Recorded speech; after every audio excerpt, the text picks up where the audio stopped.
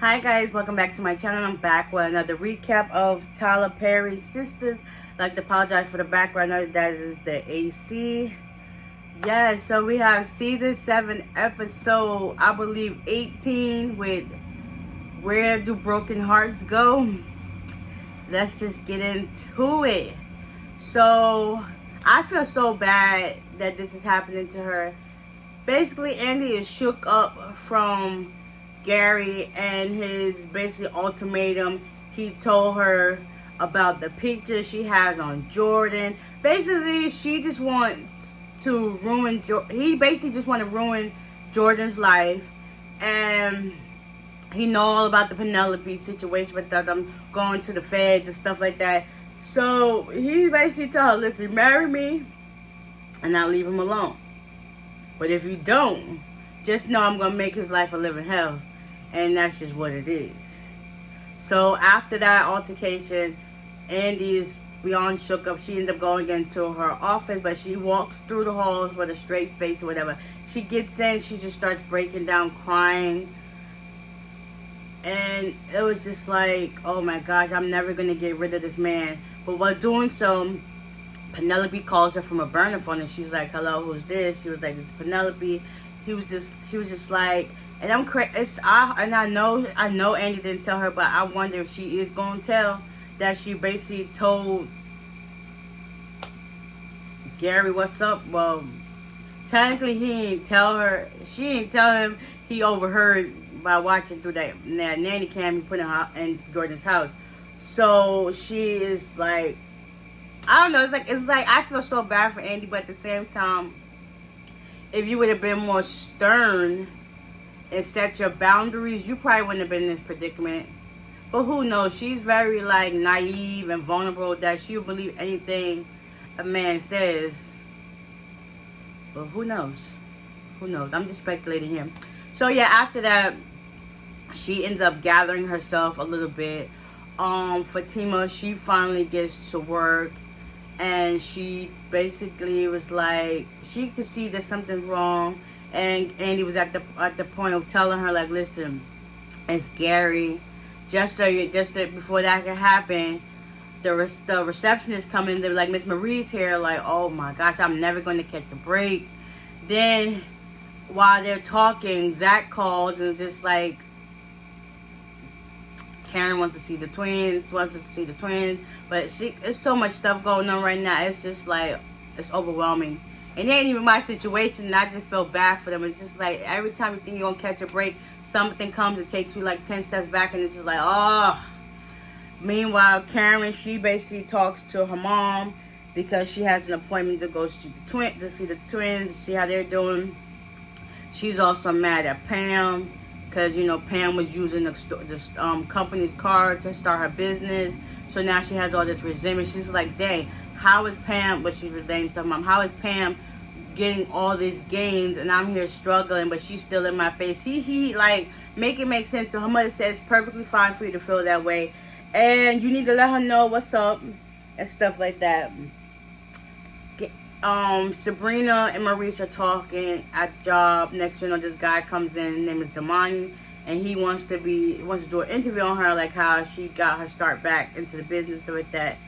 And she was like, okay, fine, that's cool. Maurice always with his slick mouth, like, go somewhere, sit down, do your job. Like, so he offers to do a dinner where they can do the interview in private in like a more casual setting. She was like, okay, that's fine. So after that, Danny and Tony, well, before Danny got to work, Danny was getting ready to leave. She get a knock on the door. In comes Tiffany, and she was like, "Aren't you going to invite me?" And she was like, "No." So Tiffany just walks in. She like give her this nasty look, and she basically was saying like, "You basically need to do a better job of watching my kids. Your daughter got a vape pen from you, and yeah, you were basically being careless, not watching, and yeah." What do you expect? Danny's apartment is literally a box. Her bedroom is here. Her living room is right here. How much more watching can she do? Like, she probably blinked and, like, no. So, After that altercation, Danny just leave to go to work. And she basically was telling Tony, like, your wife came up in here trying to say that I gave her this, your daughter the pen. Your daughter is just doing too much. She's a thief. And Tony basically sided with his ex-wife, saying, yeah, you should have did a better job of keeping an eye on her. Mind you, y'all not even rectifying the situation that your daughter's a thief. You don't just go into somebody's house and take something that don't belong to you. But then it gets flipped on you that you wasn't watching them. Like, I actually did you a favor at the last minute. You failing to realizing that. Like, I just got off work and you asking me 10 minutes. Like, and then when I get home, they're already there. Like, what the heck? Make it make sense. She probably was been in the stuff before the dad even left the house. So probably he went to the bathroom. And you know the brother was probably sitting there watching TV, not paying nothing no mind. She went through the stuff before Danny even got there. So it was like, that was a surprise to her. So who knew how long Brianna really had that vape pen? Like, who knew? Because as y'all remember, when Danny got home, they was already there.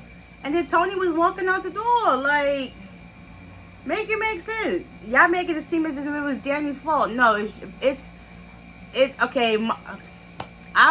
It's like, at this point, she said she was sorry, but it's like, how big is Danny's apartment? Like, what more can she do? Like, you want me to sit in her face and be like, people can even still get stuff while you're watching them, thinking if they know the layout stuff, they can easily do stuff with a straight face. You could be watching them and they could be watching you, and they probably don't pick up your keys and your money while looking at you. That's how sneaky kids are. Like, But anyway, so Tony basically sided with Tiffany, and then Danny was just like, it was not sitting right with her. And she ended up getting up and leaving. Nothing he could say. Your kids, you're not taking accountability for your kids' actions. Like, that just don't make no sense. But anyways, moving right along. Danny goes to visit Karen at her job before her appointment. They talk. They both basically apologize to each other for how they was to each other and the nastiness and stuff like that. Danny actually was like, since she's going through that stuff with Tony, she actually understands how Karen feels. They hugged it out. I'm glad, because at this point I feel like they was causing a rift between them. And it actually shows that they can be cordial towards one another. So they were both taking out their anger and hate towards each other. For what reason, I don't know. Probably because just being in their 30s, people get a little bit more emotional. And instead of speaking things right when it happened, they let it sit and fester. And that just makes it 10 times worse. So I'm actually glad they came on one accord. They hugged it out. They said they loved each other. And they went on about their day. Sabrina finally has her interview at the place, I think it was the Billy Jakes. And next thing you know, it was going good until Sabrina was like, so y'all really want to hear the story about a bank worker who was basically accused of aiding and abetting a bank robbery?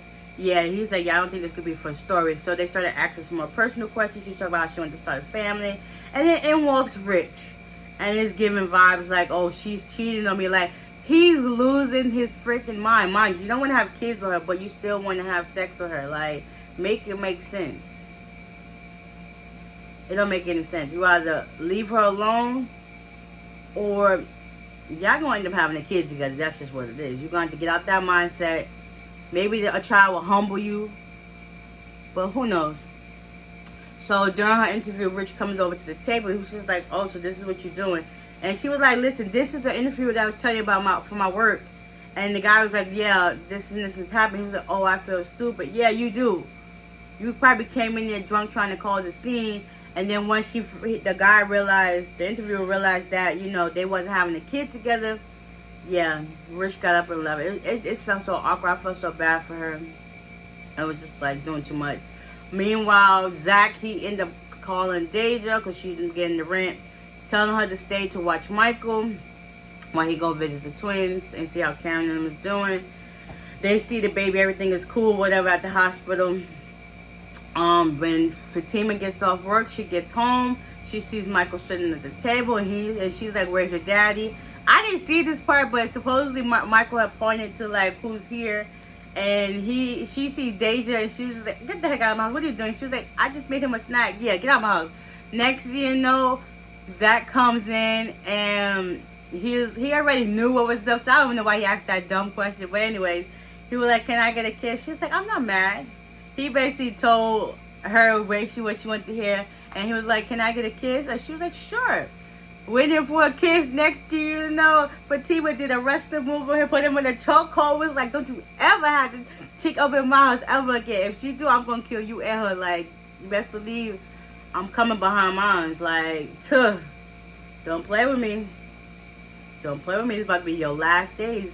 The last day, count them. Because I ain't playing with y'all. I was just like, yes, good job, Fatima. Ain't nobody playing with her. Yeah, so, and I forgot, Jordan and Andy supposedly broke up. Like, I just feel so bad for her. But at the same time, she put herself in this situation. She should have been more, like, stern about it and stuff like that. Also, Tamara knows that he's under investigation, Gary, because she goes to visit him at his office. And he threatened to hurt her, too. Like, Gary, you're going down. Miss Marie and Pam, they meet up with each other because she goes to visit Andy about her business ventures, and she gives out samples. And Hayden was like, he gave one to her, she gave one to him to give to Tamara, but once he said, who is this hood rat? And she was like, who you calling a hood rat? She basically read him, took back her product, and then started talking with Miss Marie as they left out the office. It was just like, what in the world? Like, this episode was crazy, but in a good way. Like, hopefully I didn't leave out anything. But if I did, y'all know, let me know in the comment section down below. And I'll see y'all in the next one. Bye.